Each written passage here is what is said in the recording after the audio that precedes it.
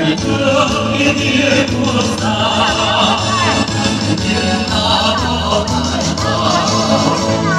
ôi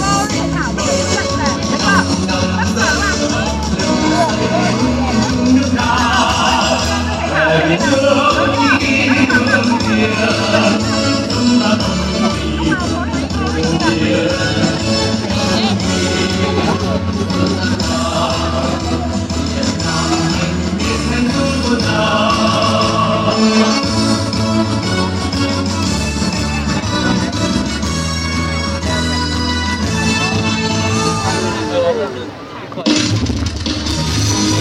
Đại hội thể dục thể thao tỉnh Điện Biên lần thứ 10 năm 2018 tổ chức vào dịp chào mừng kỷ niệm 64 năm chiến thắng Điện Biên Phủ là ngày hội biểu dương sức mạnh của nhân dân các dân tộc thân tình, đánh giá sự phát triển của công tác thể dục thể thao, chúc mừng nhân dân, lực lượng vũ trang, cán bộ, công nhân viên chức và công tác giáo dục thể chất trong nhà trường.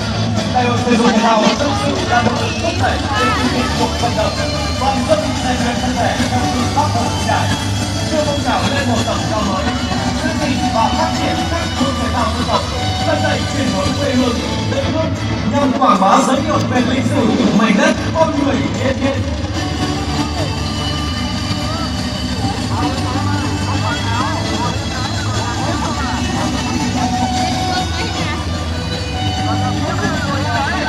Ini lấy cho tớ.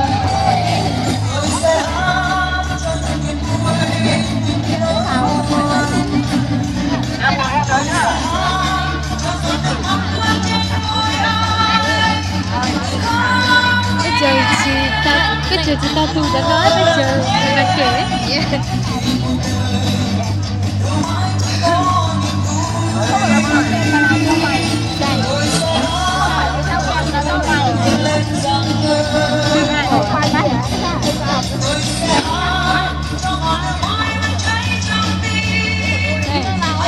Đi sắp về.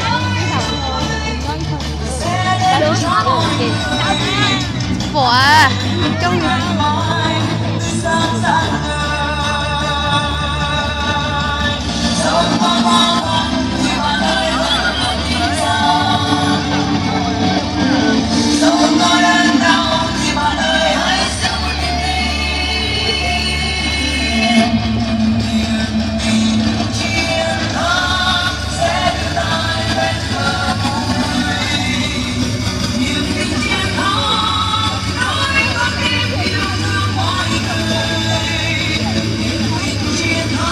sao vậy ơi?